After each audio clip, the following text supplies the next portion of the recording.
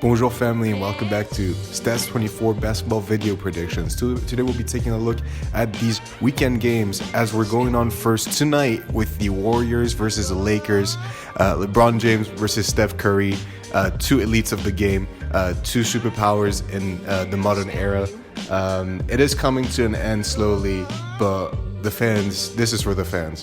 This one's for the fans. Seeing two of the greatest players to ever come from Akron, Ohio, the best shooter of all time, arguably the greatest of all time in LeBron James. It's a series for the ages.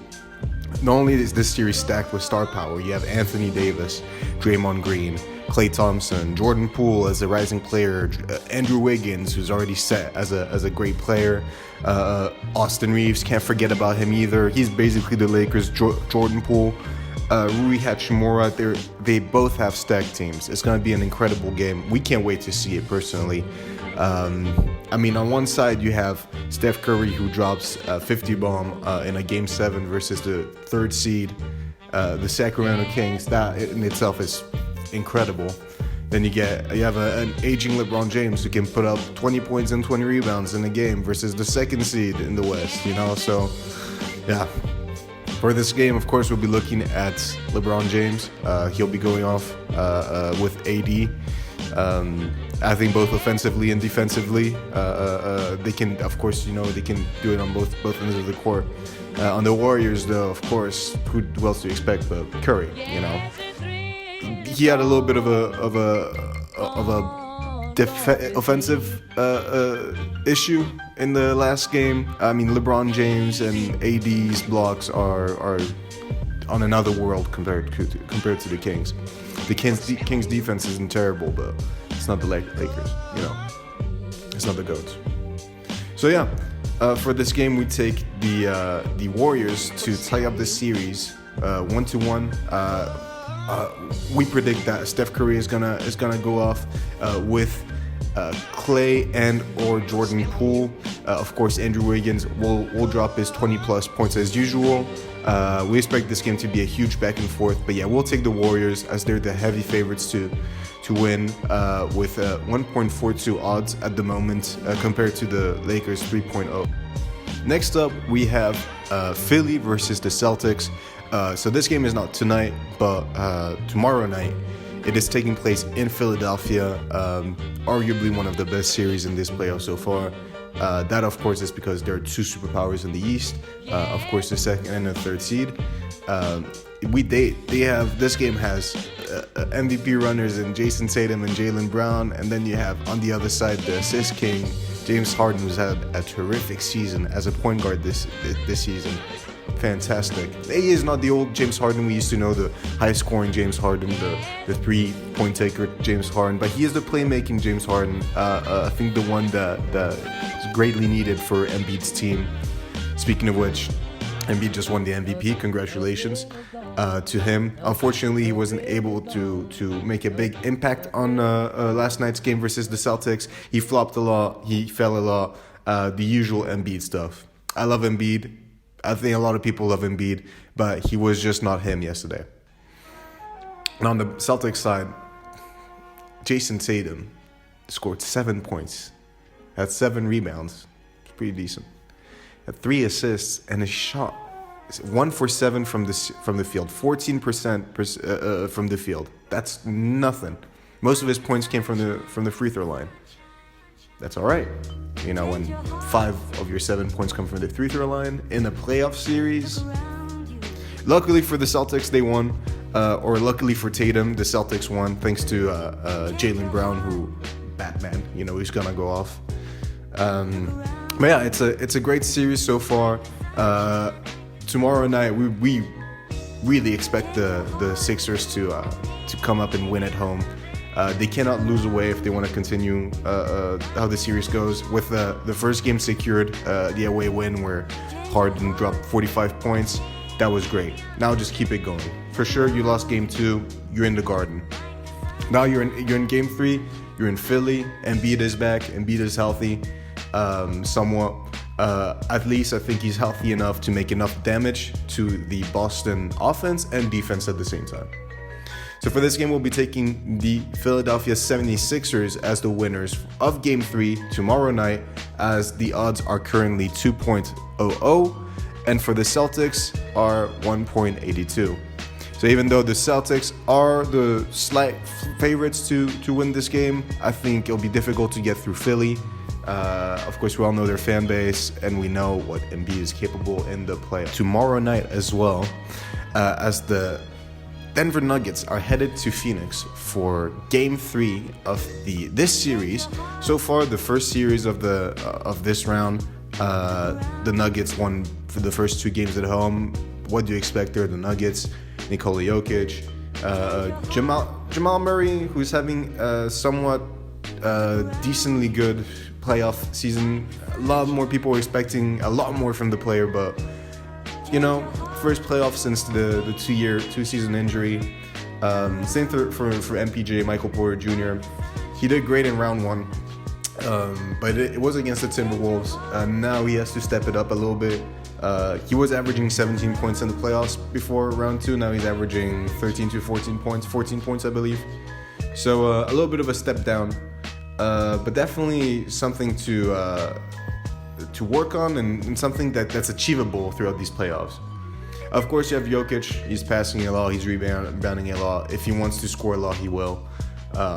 He is the 2-time MVP, not the reigning MVP anymore, but he is a 2-time MVP, and he was in the runs again this year. Came in second for once. For once, it wasn't Embiid. But yeah, it's a great team. Aaron Gordon as well. He's great offensively, defensively as well, but offensively he is extremely efficient. He knows what player he is. He knows his role within the team. He knows where he's got to be, what he's got to do. He knows when he can drive up to the basket and put up a layup. He's capable of doing that. He's capable to put up 16 to 20 points a night, and he's gonna do it extremely efficiently. He's gonna dish a couple balls, assists here and there, get a couple boards. Aaron Gordon's a perfect addition to this team. He's been for a couple years now. So overall, super well-rounded team with a lot of bench depth. Unfortunately, we don't see the Nuggets winning tonight. It is the first game in Phoenix, and Phoenix is not gonna let the series go. They're not gonna go out on a sweep. They're not gonna let this go out on a 3-0 lead. It is KD after all, and Devin Booker. Now, both of these players are great. One's averaging 27 points per game. The other one's averaging 34 points per game. And Devin Booker is great, But the problem is that they're both mid-range players, and they don't have great defense. Sure, KD gets a couple blocks and a couple steals in a series, but not enough to have an impact on the game, especially if you're... KD will definitely be able to guard MPJ, and I don't think MPJ is going to be able to guard KD, but I think if you compare the Suns' defense, which has gone down since the KD trade, they lost Mikal Bridges, who was a big part of their perimeter defense. Now that is a little bit lost. They have Cameron Payne and Shamet. One can defend pretty well but can't shoot. The other one can somewhat defend, but he can shoot, So there's plus and minuses on each aspect of this team. They have DeAndre Ayton, who bugged out the last game. It looked like he forgot how to get a rebound. He forgot that he was 7 foot tall. But I don't think he's going to be able to guard Jokic. No, at all. I think Jokic is just that much more powerful. He's got that Serb energy. He's got that. He's a Viking. He's a Balkan Viking. He's way too nice with it. And for Aiden, it's going to be too much. It's going to be too much. Still, we see the Suns winning this one, as the odds are currently 1.61 for the Suns. So they are the favorites compared to the 2.45 for the Nuggets. Like we said, they're not gonna let the Suns. The Suns are not gonna let the Nuggets go up on a 3-0 lead. They're gonna battle back at home at the Footprint Center. We can't personally wait for it, and the Nuggets are my team. I really want to see this series done. Lastly, we have the Heat versus Knicks. series. Currently tied 1-1. The series will be headed to Miami with Jimmy Butler. Probably the biggest name in this year's playoffs so far. 56 points, fifth highest in playoff history. Incredible performance. And it's weird because going into the playoffs, not a lot of people. Well, of course, people expected the number 1 seed in the Bucks to beat the number 8 seed in the Heat. But what really surprised is that they managed to put up a fight from the beginning, winning game 1. After losing the first game in the play-ins, they were this close to not play in the playoffs. After losing to the Hawks in Miami,